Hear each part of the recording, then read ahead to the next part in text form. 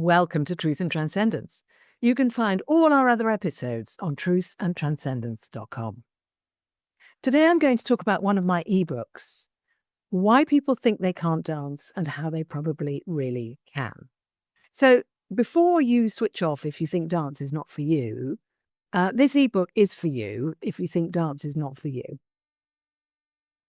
When I first studied 5 Rhythms Dance, which is a movement meditation practice, I was tasked as part of the training to run open classes and to invite people along and encourage people. And I was also tasked to give demonstrations to random people, family members, clients, people on the street, friends, other people's children, other people's grandparents of 5 rhythms. So this was great fun and interesting. A lot of people thought I was bonkers, which was fine because I already knew I was probably bonkers. But as I went along, I met a lot of people who said, "No, I can't dance. I just can't dance."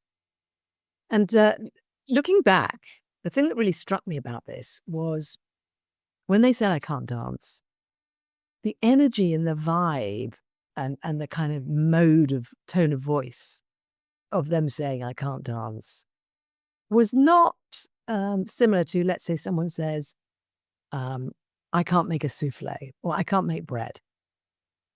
I've never made a souffle, so I don't know how to make a souffle.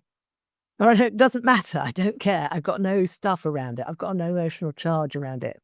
But these people, when they said I can't dance, most of them there was a charge around it. And by that, I mean, there was some sort of emotional or psychological energy around it that was kind of more to me. It seemed more than just, oh, I can't dance. I can't dance. It doesn't matter. Somehow it did matter to them. There was some, how can I put it, discomfort for them around the fact that they felt they couldn't dance. So I became fascinated, being a humanistic psychologist, these things fascinate me and I have to dig into it.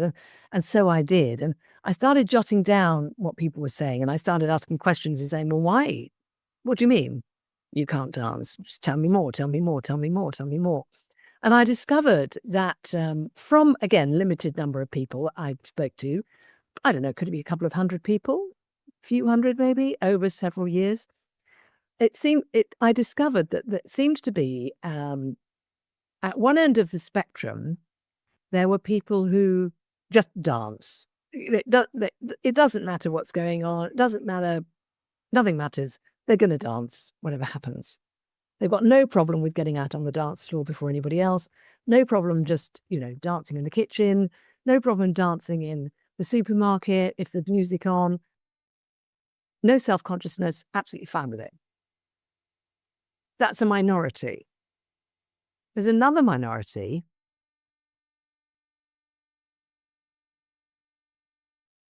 at the other end of the spectrum who genuinely have absolutely no interest in dancing. They've got no interest. They don't care. They've got no stuff about it, got no discomfort about it. It absolutely doesn't matter to them.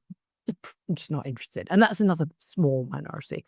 There's a massive group of people in the middle who think they can't dance and they have some, whether it's baggage or luggage or discomfort or something about that they don't like. It's uncomfortable.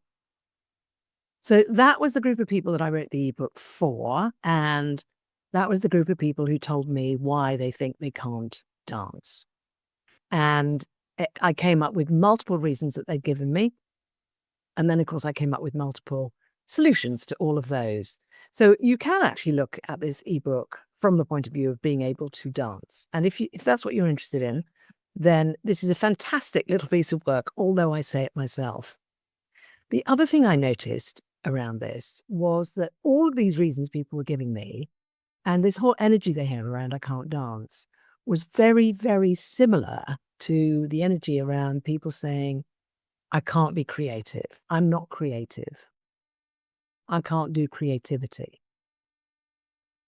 And I realized that most of the reasons people think they can't dance are the same reasons people think they can't be creative. And most of the solutions to thinking you can't dance are actually the same solutions that would work for being creative. And I saw this extraordinary parallel between the two. So if you're interested in unlocking your creativity, this is a great little ebook to look at. It's also a good one to share with other people who would like to free themselves, release themselves from the misconception that they cannot be creative.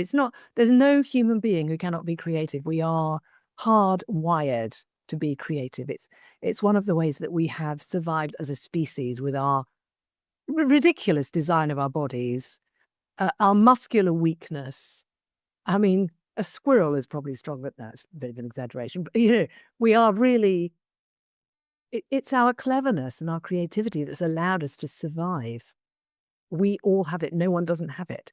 But a lot of us are cut off from it, believe we don't have it, have low self-esteem around it. We're frightened of it. We're frightened of exploring it.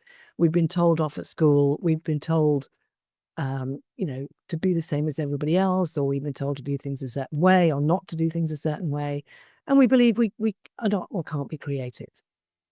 And the belief that we cannot dance is very much the same thing. If, when you read the ebook, you think, "Oh, maybe I'll give dance a try," really, please do. Just put into your web browser conscious dance in your area and just go and give it a try. I've had so many people walk onto my dance floors and be self-conscious for the first 5 or 10 minutes, and then it's over. They are moving.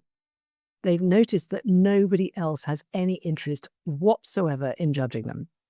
Everybody else is totally into their own experience of liberation and freedom and expression and pleasure and maybe processing stuff, but no one's having to talk about it.